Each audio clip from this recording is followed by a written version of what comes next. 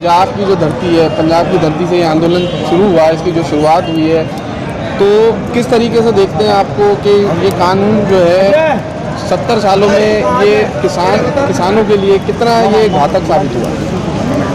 ऐसा है, कितना घातक ये मतलब पड़ रहा है जी, वो आप लोग पत्रकारों को पता होगा जी, कि ऐसे आज तक कभी भी किसान मजदूर के उन्नति आया नहीं।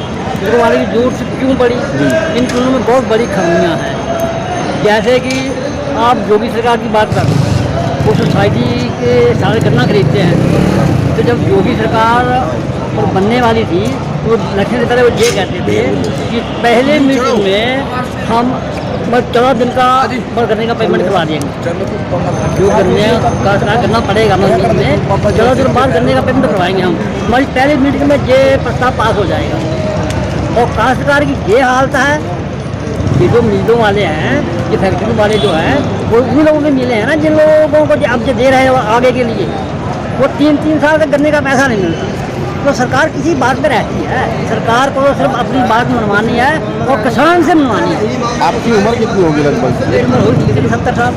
70 साल। तो 70 सालों में कभी ऐसी किसानों पे आपदा आई जो इस मौजूदा हालात में आई है? ऐसी तो आज तक आई नहीं जी, और आगे आ भी सकती है और जो आज से ख़त्म भी हो सकती है, जो भगवान के हाथ की बात है। जी। तो 70 साल की उम्र में आप यहाँ पर डटे हुए हैं, तो किस तरीके से आप में जोश और ये खरोश, मतलब इतना जोश कहाँ से आया कि भाई आप इतनी उम्र में एक ठंड में और इतने कहाँ के रहने वाले हैं आप? हम जिला पीलीभीत तहसील के रहने वाले हैं। तो इतनी ठंड में आप यहाँ पे नौजवानों के साथ एक कंधे से कंधा मिला के आए हैं, तो किस तरीके से मतलब ये जोश कहाँ से आया? जैसे हम लोगों ने पहले मेहनत करके जंगल उखाड़ के मच्छरों में रह के कीड़ों में रह के वहाँ पे ज़मीन बनाई, जी, उस ज़मीन को ये हमारे यहाँ से छीनना चाह रहे हैं।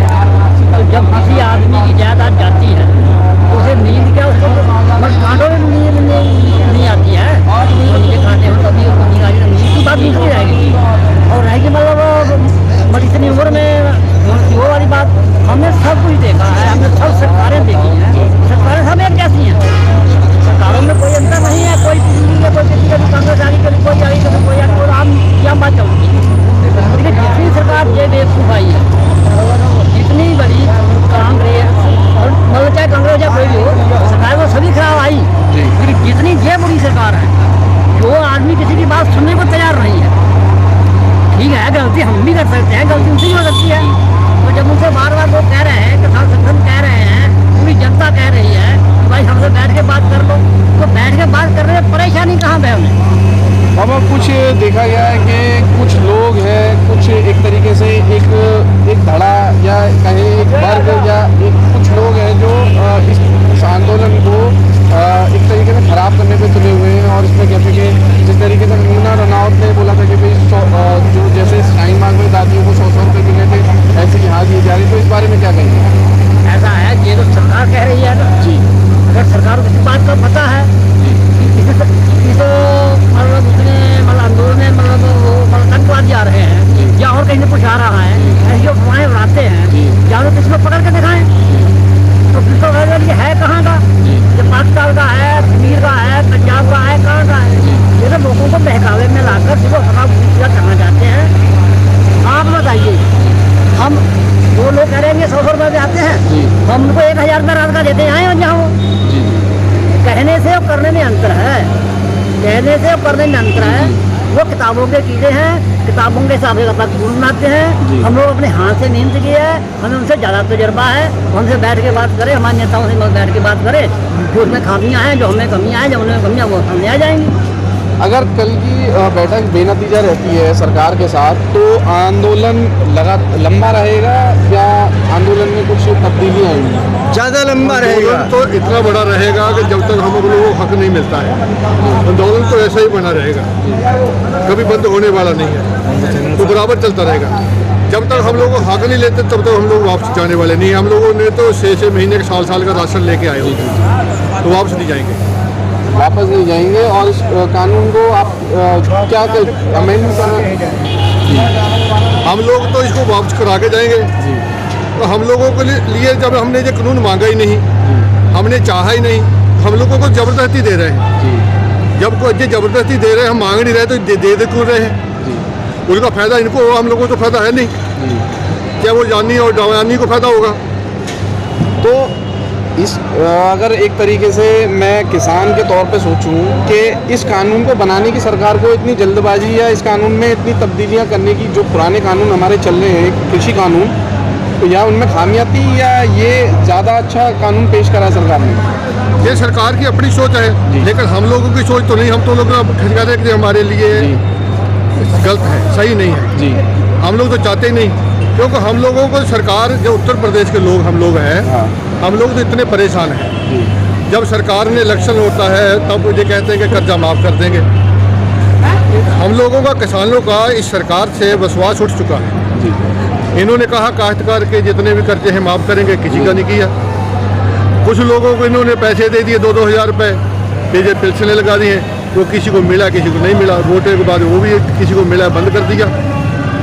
तो आपको लगता है ऐसी सरकार को पद पर बने रहने का अधिकार है या नहीं? ना, ये सरकार को कभी अधिकार ही नहीं है ये राजगद्दी के राजा बनने का। जितने इन्होंने गलत काम किए हैं, जी आप सोच लें कि सरकार ने रेट बांधा है 1868 रुपये और 1888 रुपये जी बरीक धान का। जी और दोनों ही रेट बैनर पे लिखे हुए हैं। और जब सरकार, हम लोग मंडियों पे धान लेके गए तो इन्होंने कह दिया कि अपना बरीक धान जो है वो उठा लिया जाए, वो हम खरीदेंगे नहीं। और उठवाया गया हमारी मंडियों में, अठवा के लोगों ने वही धान 1100 को 1200 को मिलों वालों को दिया। और जब उन्होंने नहीं खरीदा, दिया गया। अब 15 दिन के बाद में ट्राली जो है वो मंडी में गई, अंदर बाहर सड़कों पे लोग पड़े रहे, मच्छरदानी लगाई है, तरपालों में अंदर पड़े रहे। 15 दिन के बाद में फिर मंडी में गए, 15 दिन अंदर बैठे रहे। जी आप भी आप किसान होंगे, आपको पता होगा, जो 1 महीना मंडी में एक ट्राली लेके रहेगा वो कब अपनी बुआई करेगा, कब अपना गन्ना डालेगा, कब अपने बच्चों को और काम करेगा, दुनिया भर को। फिर उसके बाद में तुल गया धान, तुलने के बाद में पता नहीं कब पैसा आएगा। कब पैसा आएगा फिर वो अपना खर्चा करेगा, शादी भी करनी है, बच्चों को फीस भी देनी है, और दुनिया भर के तमाम खर्चे हैं वो भी देने। तो लेकर हम लोगों के ऊपर ब्याज तो बराबर चल रहा ना, ब्याज तो कोई बंद नहीं हो रहा। सरकार ब्याज तो हम लोगों से ले रही, लिमिटों का ले रही है, कर्जे का ले रही है। क्या तो सरकार ये भी सोचेगी ना इनको कुछ माफ़ी कर दिया, इनका ब्याज कम कर दिया जाए, कोई भी करा। लेकिन उसके बाद में भी धान इनकी मर्जी है, खरीदे ना खरीदे। आपका धान पड़ा है, आप 1 महीने से पड़े हैं, उसके बाद में ये कह देंगे कि तुम्हारा धान तुलने वाला नहीं है। आप कह रहे हैं कि तुम्हारा धान ज़्यादा सूख गया है, इसमें चावल नहीं बैठ रहा। अरे जब तुम खरीदोगे नहीं, धान पड़ा रहेगा, सूखेगा और क्या होगा? तो किसान, और जिस तरीके से किसानों ने इसकी व्याख्या अपने तरीके से की है, ये किसान की पीड़ा है, किसान का दर्द है, जो कि अपनी ज़मीन को लेके, अपने खेत खलिहान को लेके, अपने बच्चों को, अपने पशुओं को लेके है। और सरकार के सामने इन 3 काले कानून को वापस लेने की दरख्वास्त है। जय जवान जय किसान, बाबा महेंद्र सिंह टिकैत अमर रहे, अमर रहे, अमर रहे, बाबा टिकैत अमर रहे। जय जवान जय किसान, जय जवान जय किसान, जय जवान जय किसान, जय किसान, जय किसान, हर 4 किलोमीटर कर रहे हैं।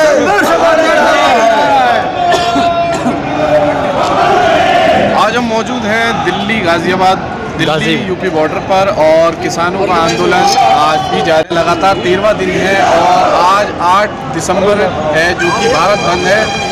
और भारत बंद में आप देख सकते हैं किसान यहाँ पर सर्दी से बचने के लिए, यहाँ पर देख सकते हैं आग तापने की यहाँ पूरा इंतज़ाम किया गया है बाकायदा।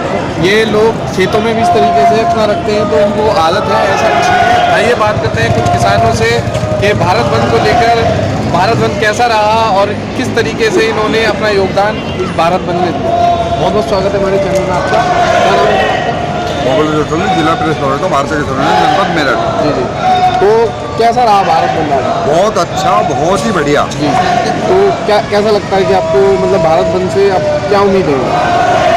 जो किसानों ने मांगे हैं वो पूरी की जाएंगी और इस गवर्नमेंट को झुकना पड़ेगा। ये एक किसान का नारा है, जय जवान जय किसान।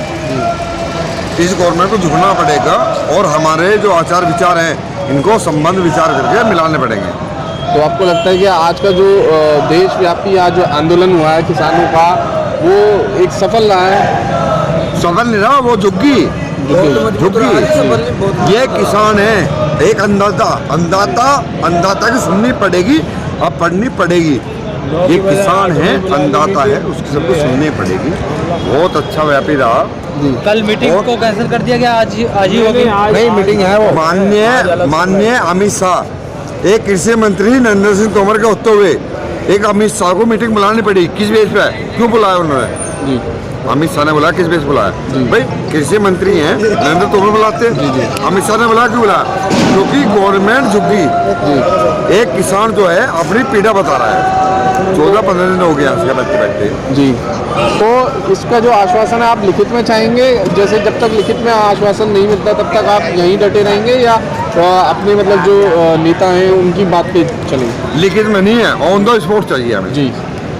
अगर उंगली टेढ़ी है, शुद्धि है, तो हम टेढ़ी करना जानते हैं जी। हम टेढ़ी करके मांगे क्या क्या? कानून को खत्म कर देना चाहिए। क्या नाम है आपका? मैं चौधरी गजेंद्र सिंह, मंडल महासचिव मेरठ। जी जी। तो किसानों का जो आंदोलन रहा आज देखा गया है कि काफ़ी सफल रहा, और तमाम जो भारत के लोग हैं उन्होंने भी अपना सहयोग दिया। तो इसके बारे में क्या कहना चाहेंगे आप? मैं सबसे पहले मैं देश के सभी संगठन हो, व्यापारी हो या ट्रांसपोर्टर हो या डीजल एसोसिएशन हो, पेट्रोल पंप हो, मैं सभी का तहे दिल से उन लोगों का धन्यवाद करता हूं कि उन्होंने पहली बार एक अन्नदाता का भारतीय किसान तहे दिल से यूनियन स्वागत किया है। मैं उनको बहुत बहुत धन्यवाद देना चाहूँगा। हमारा बंद सफल रहा। गवर्नमेंट ने, जैसे हमारे माननीय योगी जी हैं, उन्होंने कहा कि मैं बंद नहीं होने दूंगा। वो सरकार का गुरूर टूट चुका है। सरकार को सोचना पड़ेगा इस अन्नदाता के लिए। अभी हाल ही में 7 बजे से हमारे जो माननीय राकेश टिकैत जी हैं उनकी और 12 आदमी हो रहे हैं, उनकी मीटिंग अमित शाह के यहाँ भी जारी है कल का गतिरोध खत्म करने के लिए। तो सरकार कुछ तो कदम उठाई जी। सो सरकार को सोचना पड़ेगा इस अन्नदाता के लिए। तो आपको लगता है कि किसानों की सारी मांगें मानी जाएंगी और इस काले कानून को, जो कृषि कानून जो 3 विधेयक जो पास हुए, ये वापस लिए जाएंगे? देखो, ये तो भविष्य के घर पे फंसा है जी, क्योंकि 2 आदमी ऐसे सरकार में हैं कि वो पूरे देश का उल्लू बना रहे हैं जी। वो मूंछों की लड़ाई बनाना जानते हैं, लेकिन ये किसान है, ये ना तो हार से कोई मतलब ना जीत से कोई मतलब।